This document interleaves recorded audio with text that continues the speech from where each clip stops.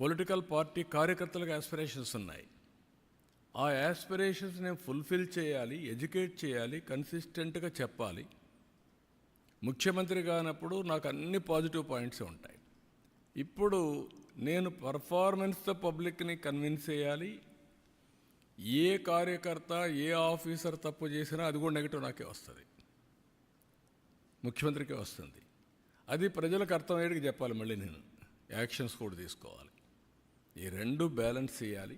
ఆ balance miss అయితే problem వస్తుంది. అందుకే చెప్పా సో మెనీ టైమ్స్ 1995 నేను ఉదాహరణకు నేను క్విక్ డిస్పోజల్ ఆఫ్ ఫైల్స్ చెప్పాను. క్యాబినెట్లో రకరకాలుగా రాస్తారు, వక్రీకరించి రాస్తారు. అంటే ఆన్ టెక్నాలజీలో ఫైల్స్ అన్నీ క్లియర్గా ఆన్లైన్లో ఉన్నాయి.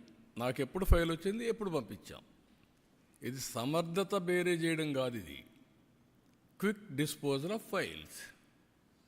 దాంట్లోనే నాకు వచ్చేటి ఎక్కువ ఫైల్స్ వచ్చాయి. నా తర్వాత హెచ్ఆర్ మినిస్టర్కి ఎక్కువ ఫైల్స్ వస్తాయి, ఎడ్యుకేషన్లో ఎక్కువ వస్తూ ఉంటాయి. ఆ తర్వాత మూడో మంత్రి ఎవరో ఉన్నారు.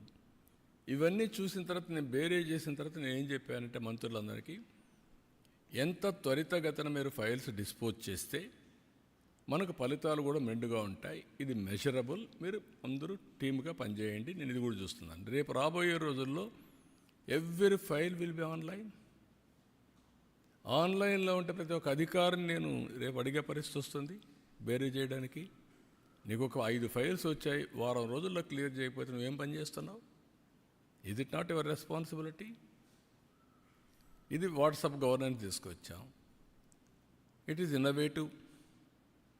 ఈరోజు ఆల్ టికెట్స్ ఇంటర్మీడియట్ వాట్సాప్ గవర్నర్లో కొడితే వస్తుంది.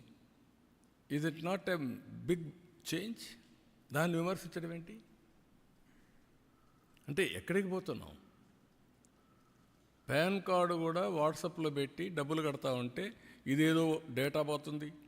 అంటే ప్రజల్ని మభ్యపెట్టి వక్రీకరించి మాట్లాడి ప్రజల్ని ఎప్పటికప్పుడు ఇష్టానుసారంగా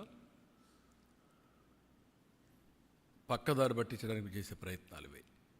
ఈ ప్రయత్నాలు ఉన్నప్పుడు నేను మాట్లాడడం కాదు, మీడియా మీరు మాట్లాడాలా, మీరు కాదు ప్రజలు మాట్లాడాలా, ఇంటలెక్చువల్స్ మాట్లాడాలా. ఎలక్షన్ల ముందు ఓటేయడం కాదు, ఓటేసారు, బాధ్యతగా వేశారు, అవేర్నెస్ వేశారు, మీ యాస్పిరేషన్స్ ఫుల్ఫిల్ అవుతాయని వేశారు. ఇప్పుడు మీరు చేయాల్సింది ఏంటి? దీన్ని కంటిన్యూగా మనం అందరం కలిసి సమిష్టిగా చైతన్యంతో ముందుకు పోతే 15% గ్రోత్ వచ్చిందనుకోండి, ఎవరికి లాభం? రాష్ట్రానికి లాభం, ప్రజలకు లాభం, మీ తలసరి ఆదాయం పెరుగుతుంది. నిన్న ఎండ్ టు ఎండ్ వర్కౌట్ చేశాను. 3 hours కూర్చున్నాను అగ్రికల్చర్లో. సాయిల్ హెల్త్ దగ్గర నుంచి నాశనం చేశారు. ఉదాహరణ సాయిల్ హెల్త్ అంటే ఏంటి? నేను ఒకప్పుడు మైక్రో న్యూట్రియంట్స్ ఫ్రీగా ఇచ్చాను. ఇప్పుడు సాయిల్ టెస్ట్ చేయడం మానేశారు.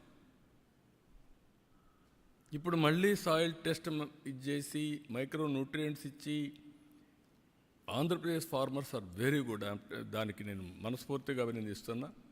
వెరీ ప్రోగ్రెస్ ఫార్మర్స్ మనవాళ్ళు మీరు చూస్తే ఒక మాట చెప్తే అల్లకపోతారు. వీళ్ళు రాయదుర్గకి వెళ్ళి వేరే రాష్ట్రాల్లో బ్రహ్మాండంగా వ్యవసాయం చేశారు. ఒకప్పుడు తెలంగాణకి ఇక్కడి నుంచి వెళ్ళిపోయారు, బళ్ళారి ఆ ప్రాంతానికి వెళ్ళారు, ఆఫ్రికాకి వెళ్ళారు, వేరే రాష్ట్రాలకు వెళ్ళారు. ఎక్కడ నీళ్లుంటే అక్కడికి వెళ్ళిపోయారు. వెళ్ళిపోయేసి అవకాశాలు బ్రహ్మాండంగా ప్రూవ్ చేశారు. ఇప్పుడు హార్టికల్చర్ కానీ, అక్వాకల్చర్ కానీ, స్పైసెస్ కానీ వీఆర్ నెంబర్ 1.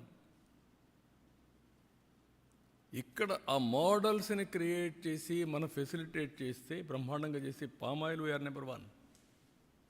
అందుకని నేను చాలా క్లియర్గా ఆదాయాన్ని పెంచే మార్గం, రైతులకు వ్యవసాయ ఖర్చులు తగ్గించడానికి టెక్నాలజీ ఎట్లా ఉపయోగించుకోవాలి, నేచురల్ ఫార్మింగ్ చేస్తే దీన్ని ట్రేసబిలిటీ సర్టిఫికేషన్ చేసి ధర ఎక్కువ ఎట్లా సంపాదించుకోవాలి, దానికి కావాల్సిన ప్లేయర్స్ ఇవన్నీ తీసుకొచ్చి వర్కౌట్ చేస్తున్నాం. It will take some time, but that is a revolution అవుతుంది. For the last 10 years 8.8% growth వచ్చిన ఏకైక రాష్ట్రం ఆంధ్రప్రదేశ్ అగ్రికల్చర్లో, వ్యవసాయంలో. నేను వాస్తవంగా ప్రజల్ని, రైతుల్ని మనస్ఫూర్తిగా అభినందిస్తున్నాను.